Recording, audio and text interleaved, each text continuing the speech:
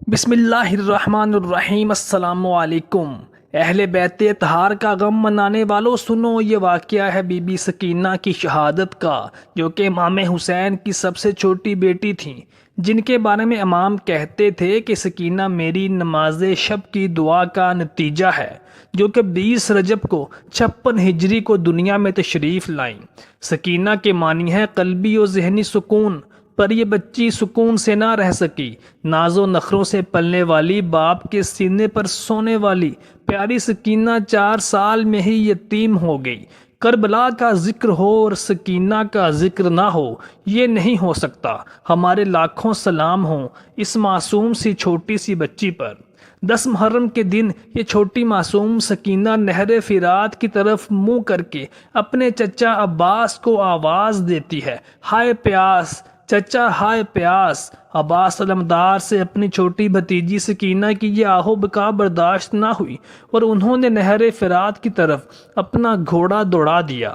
ادھر معصوم سکینہ اپنے سے بھی چھوٹے بچوں کو بی بی سکینہ یہ کہہ کر دلاسا دیتی رہی کہ ابھی چچا عباس پانی لے آئیں گے، مگر اس چھوٹی سی بچی کو کیا خبر تھی کہ اس کے چچا حضرت عباس علمدار، جو آج نہر فرات کے کنارے اپنی معصوم سکینہ اور دیگر چھوٹے بچوں کے لیے پانی کی خاطر اپنے بازو کٹوائیں گے۔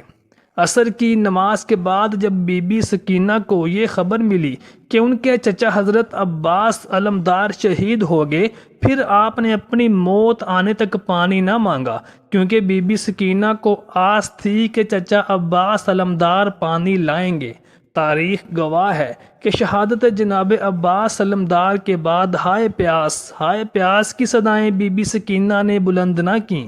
جب 11 محرم 61 ہجری کو اہل بیت اطہار کو یزیدی فوجیوں نے قید کر لیا اور تمام بازاروں سے گزارا گیا اور یہ کہہ کر گزارا گیا کہ دیکھو یہ وہی ہے جنہوں نے ہمارے آقا یزید کی مخالفت کی اور اس کے احکامات کے خلاف بغاوت کی، تو اس قید میں سب سے زیادہ اس معصوم کو سکینہ کو تکلیف ہوئی۔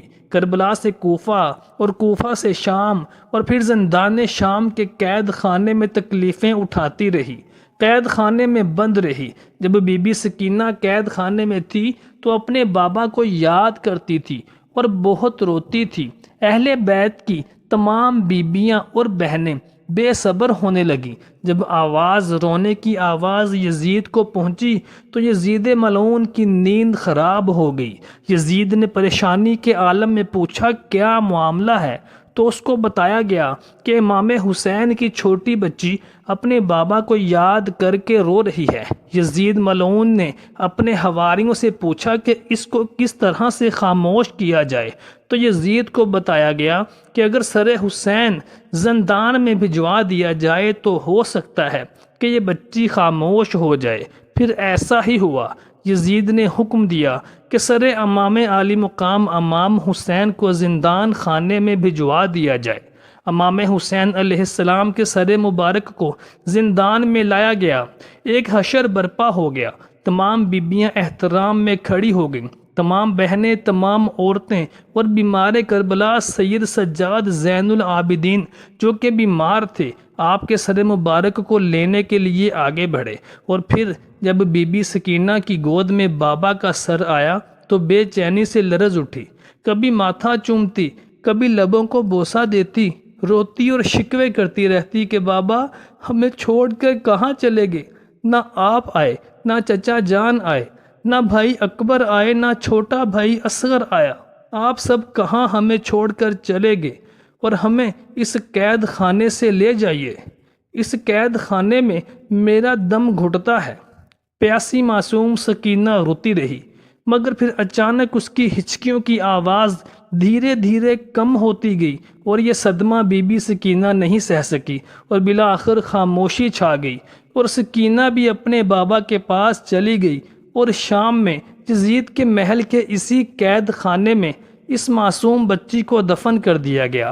اللہ کیا دردناک منظر ہوگا جب یہ چھوٹی سی بچی اپنے بابا کے لیے تڑپ رہی تھی، اور جب اس چھوٹی بچی کے سامنے اس کے بابا کا کٹا ہوا سر ہوگا تو اس کے درد کا اور تکلیف کا عالم کیا ہوگا۔ اللہ اپنے لاکھوں اور کروڑوں رحمتیں نازل کرے تمام اہل بیت پر اور ان کے صدقے ہماری مغفرت فرمائے۔